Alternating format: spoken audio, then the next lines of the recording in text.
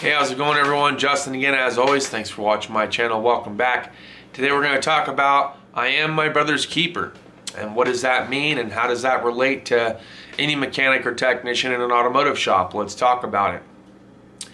So oftentimes during work or what have you, you'll notice that there's going to be some guys that operate in more of an organized chaos sort of atmosphere, where they may leave a lot of things on the ground, or they may not be there to right away clean something up.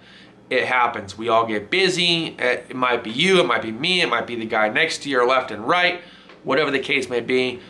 Things happen, okay? And things are always busy in a busy shop. So what can you do to help take care of not only yourself, but also the people around you to your left and right? Hey, if you notice that, Joe Smith over here and John Doe over here are leaving components on the ground that are meant for scrap metal, but they haven't gotten to it because they're on to the next project, instead of leaving that tripping hazard on the ground, or maybe it's a fluid that they got on the ground that becomes a slipping hazard, you might just grab a mop really quickly, just mop that thing up, grab those components, toss them in the scrap metal where they belong. That's going to help not only, one, help protect the shop against any kind of OSHA violation, but two, it's going to help prevent any kind of an injury that may take place as a result of that kind of complacency. Now, I've been there, I've done that, I've seen other techs do it, I've helped out when other people weren't, and I've just made sure to try to stay on top of it the best that I can.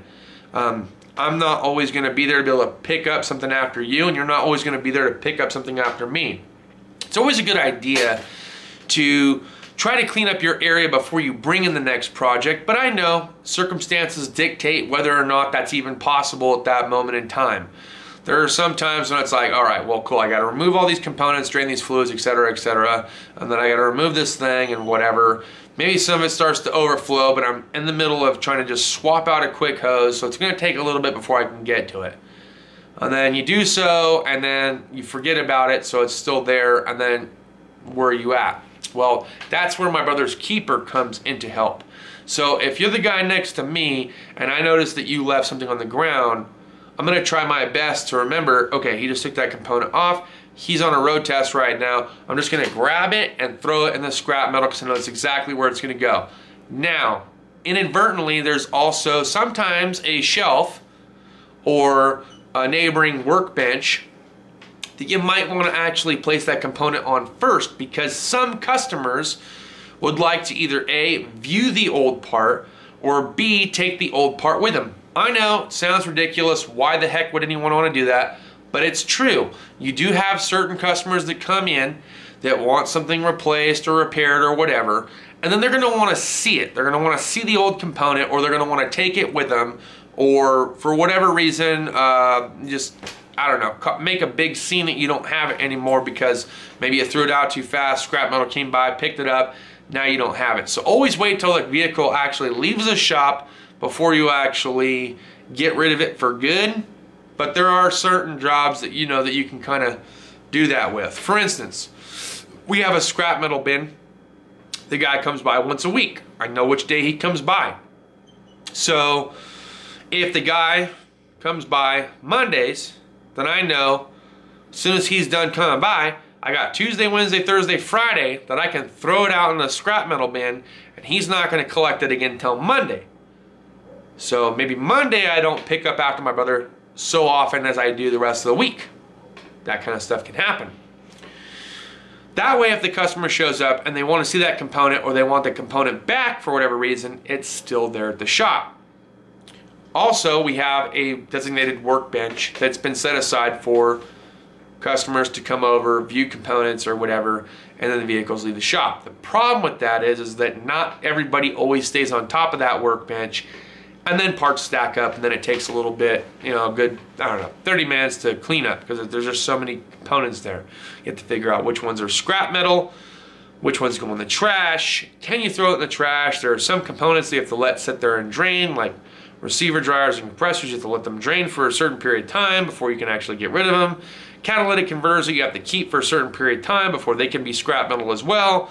So there's all these different rules and regulations. So it'd be who of you to figure out which components need to be dismissed right away, which ones you need to put on the shelf, which ones need to be drained, and then they have two different scrap metal bins. Sometimes there's one for aluminum or dirty aluminum, and they have one for steel. So you need to know which scrap metal bin you're putting it in.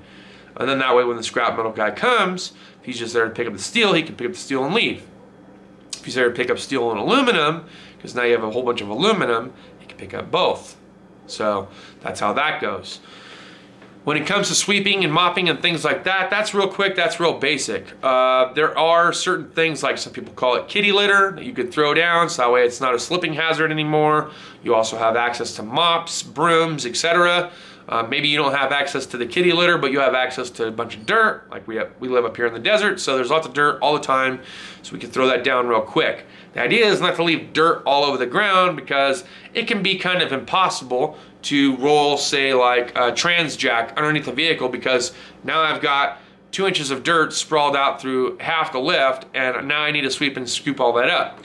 Maybe I understood that there was a slipping hazard there. I'm still working on the car, so maybe not throw dirt down right away, wait till after I come back to see, hey, you need help, I'm gonna go scoop some dirt for you, throw it down for you, or you just need help stabbing this transmission back in, whatever the case may be. Again, you can also mop, but anyone that's handled a mop knows that coolant mops up a lot easier than oil. And diesel oil is a nightmare. So in those cases, when you're having to deal with oil versus coolant, you might want the kitty litter or the dirt before you use a mop. Because once that mop is tainted, now you've ruined the mop, and now it just becomes a constant grease fest every single time you go to use it. So understand what it is that you're mopping up and what you're not. Typically, if I'm grabbing a mop, I'm grabbing it to mop up coolant or water or something like that. If I have some kind of an oil drip, spill, or whatever, I'm usually grabbing dirt or kitty litter in order to clean up the area. That's not just for myself, but that's also for the guy to my left and right. So I am my brother's keeper. I come back to that because you don't want to leave them in a position where maybe they can't get to it. Maybe they're on another project, or they're two bays down and they're dealing with something else. But you can still help prevent that accidental trip or slip hazard just by keeping that little tiny bit of shop maintenance there under your belt. So it's all about trying to help each other out. We're working as a team, not as an individual, okay? I know there's a lot of people out there that they don't understand how team building works or how to work in a team because they've always done individual sports. Maybe they haven't done sports at all and they're just an individual made by character. That thing happens too. I've ran into situations where other people don't care to help out, but they're more than willing to let you do the dirty work for them. So don't get taken advantage of, but at the same exact time, don't be the victim to the fall when you could have done something to prevent it. So that's all I got for this video, guys. Look, I hope to help you out.